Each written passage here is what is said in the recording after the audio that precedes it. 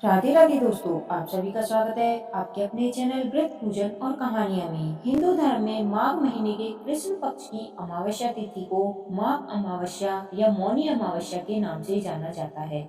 माघ अमावस्या के दिन स्नान दान के कार्यों का बड़ा महत्व है। इस साल 9 फरवरी 2024 यानी कि आज मौनी अमावस्या मनाई जाएगी। अमावस्या तिथि का आरंभ 9 फरवरी को सुबह 8:02 पर होगी और अगले दिन यानी कि 10 फरवरी को सुबह 4:28 पर समाप्त होगी। इसलिए उदया तिथि के अनुसार 9 फरवरी को माघ अमावस्या मनाई जाएगी। आइए सुनते हैं अमावस्या की व्रत कथा। प्राचीन काल में एक ब्राह्मण परिवार कांचीपुरी में रहता था। पति पत्नी दोनों ही धर्मात्मा थे और धर्म पूर्वक अपनी गृहस्थी चलाते थे। इनका नाम देव स्वामी था और इनकी पत्नी का नाम धनवती था। इनके 7 पुत्र और एकमात्र पुत्री थी जिसका नाम गुणवती था। जब गुणवती सयानी हुई तो देव स्वामी ने धनवती से कहा कि पुत्री के विवाह के लिए अब वर देखना चाहिए। ब्राह्मण ने अपने छोटे पुत्र को बहन गुणवती की कुंडली दी और कहा कि ज्योतिषी से इनकी कुंडली दिखवा लाओ, जिससे गुणवती के विवाह की बात आगे चले। ज्योतिषी को कन्या की कुंडली दिखाई। उसने बताया कि विवाह होते ही कन्या विधवा हो जाएगी। ज्योतिषी की यह बात जब ब्राह्मण परिवार को मालूम हुई तो वह बहुत दुखी हुए और इसका उपाय पूछा। ज्योतिषी ने बताया कि हे ब्राह्मण, सिंगल द्वीप में एक पतिव्रता महिला रहती है जिसका नाम सोमा धोबिन है। यदि कन्या की शादी से पहले सोमा आपके घर आकर पूजन करे और आपका आशीर्वाद दे दे तो यह दोष दूर हो जाएगा। ब्राह्मण ने अपनी पुत्री गुणवती को अपने सबसे छोटे पुत्र के साथ सिंगल द्वीप भेज दिया। दोनों भाई बहन सागर किनारे पहुंचकर उसे पार करने के बारे में सोचने लगे। जब समुद्र को पार करने का कोई रास्ता नहीं मिला तो दोनों भूखे प्यासे एक पीपल के वृक्ष के नीचे आराम करने लगे।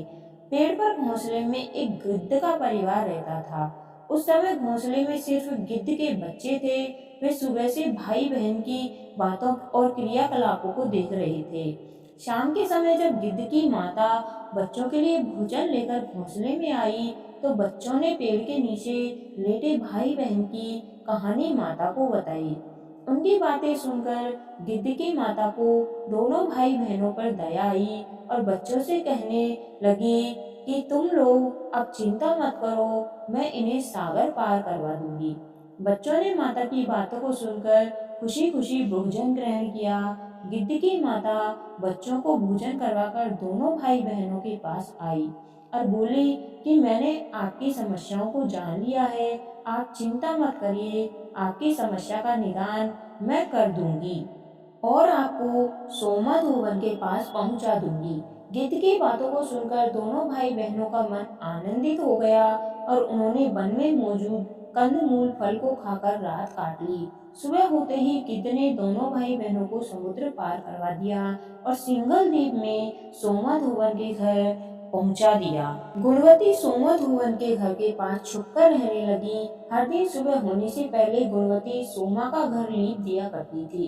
एक दिन सोमा ने अपनी बहुओं से पूछा कि प्रतिदिन तुम सुबह हमारा घर कौन लीपता है। बहुओं ने प्रशंसा के लोभ में कहा कि हमारे अलावा यह काम और कौन करेगा। लेकिन सोमा को बहुओं की बातों पर भरोसा नहीं हुआ और वह यह जानने के लिए पूरी रात जागती रही कि कौन है जो हर सूर्योदय से पहले घर लीप जाता है।